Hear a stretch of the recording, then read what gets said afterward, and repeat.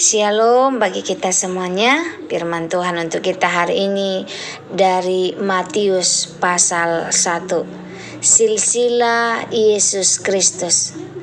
Inilah silsilah Yesus Kristus, anak Daud, anak Abraham.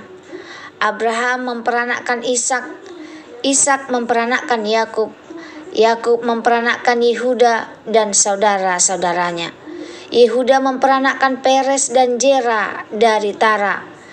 Peres memperanakkan Hezron, Hezron memperanakkan Ram, Ram memperanakkan Abinadab, Abinadab memperanakkan Nahason, Nahason memperanakkan Salmon, Salmon memperanakkan Boas dari Rahab, Boas memperanakkan Obed dari Rut, Obed memperanakkan Isai, Isai memperanakkan Raja Daud, Daud memperanakkan Salomo dari istri Uria, Salomo memperanakkan Rehabeam, Rehabeam memperanakkan Abiya, Abiya memperanakkan Asa, Asa memperanakkan Yosafat, Yosafat memperanakkan Yoram, Yoram memperanakkan Uzia, Uzia memperanakkan Yotam, Yotam memperanakkan Ahas, Ahas memperanakkan Hizkia, Hizkia memperanakkan Manasye, Manasye memperanakkan Amon, Amon memperanakkan Yosia, Yosia memperanakkan Yehonia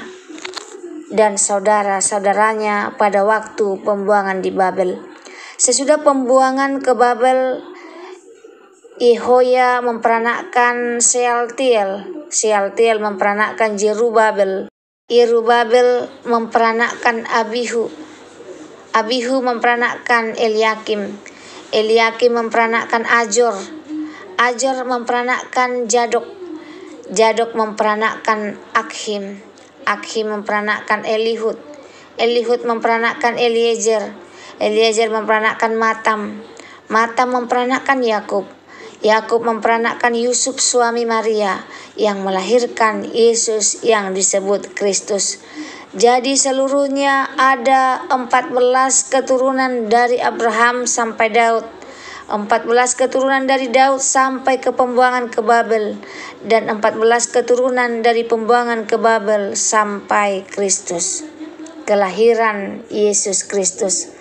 Kelahiran Yesus Kristus adalah seperti berikut. Pada waktu Maria ibunya bertunangan dengan Yusuf, ternyata ia mengandung dari Roh Kudus. Sebelum mereka hidup sebagai suami istri, karena Yusuf suaminya seorang yang tulus hati dan tidak mau mencemarkan nama istrinya di muka umum, ia bermaksud menceraikannya dengan diam-diam. Tetapi ketika ia mempertimbangkan maksud itu, malaikat Tuhan nampak kepadanya dalam mimpi dan berkata, "Yusuf anak Daud, janganlah engkau takut mengambil Maria sebagai istrimu, sebab anak yang di dalam kandungannya adalah dari Roh Kudus. Ia akan melahirkan anak laki-laki, dan engkau akan menamai dia Yesus, karena dialah yang akan menyelamatkan umatnya dari dosa mereka." Hal itu terjadi supaya genaplah yang difirmankan Tuhan oleh Nabi. Sesungguhnya anak darah itu akan mengandung dan melahirkan seorang anak laki-laki, dan mereka akan menamakan dia Immanuel, yang berarti Allah menyertai kita. Sesudah bangun dari tidurnya, Yusuf berbuat seperti yang diperintahkan malaikat Tuhan itu kepadanya. Ia mengambil Maria sebagai istrinya, tetapi tidak bersetubuh dengan dia sampai ia melahirkan anaknya laki-laki, dan Yusuf menamakan dia Yesus. Penjelasan dan renungan singkat berdasarkan Matius 1 ayat 1 sampai 25. Silsilah Yesus ayat 1 sampai 17. Matius memulai Injilnya dengan mencatat silsilah Yesus, menunjukkan bahwa Yesus adalah anak Daud, menegaskan haknya sebagai Mesias, adalah anak Abraham, menegaskan janji berkat bagi semua bangsa. Uniknya dalam daftar ini disebut wanita-wanita asing atau memiliki masa lalu sulit seperti Tamar, Rahab, Ruth dan istri Uria, Betseba. Ini menekankan bahwa Allah dapat memakai siapa saja, bahkan mereka yang punya latar belakang yang tidak sempurna dalam rencana penebusannya. Ayat 18-25 kelahiran Yesus. Maria mengandung dari Roh Kudus, bukan dari manusia. Ini menunjukkan bahwa kelahiran Yesus adalah ilahi, bukan biasa. Yusuf yang adalah orang benar dan penuh kasih, awalnya ingin menceraikan Maria diam-diam agar tidak mempermalukannya, tapi Allah campur tangan. Malaikat Tuhan menegaskan kepada Yusuf bahwa anak dalam kandungan Maria berasal dari Roh Kudus. Anak itu harus diberi nama Yesus, berarti Tuhan menyelamatkan, karena Dia akan menyelamatkan umatnya dari dosa.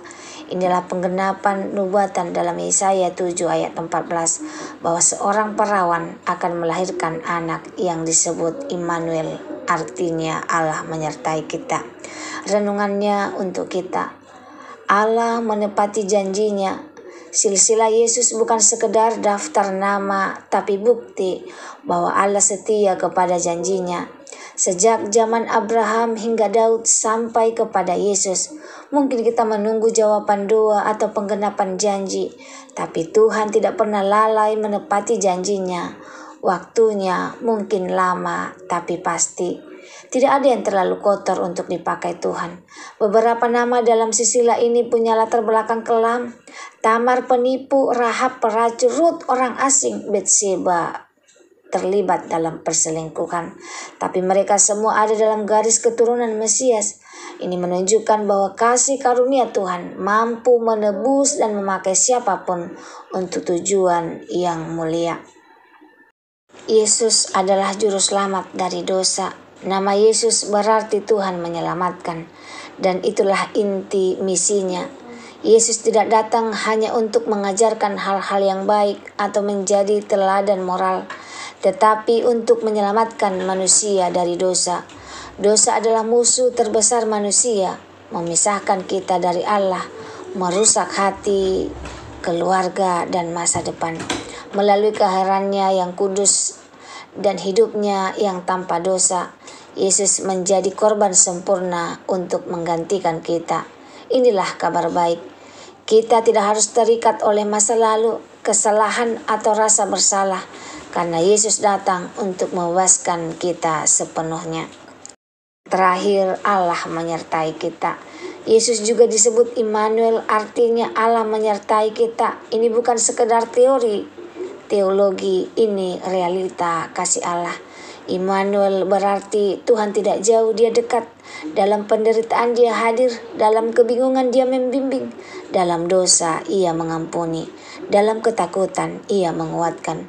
Kita tidak berjalan sendiri, bahkan dalam situasi yang terasa gelap, sepi, atau berat.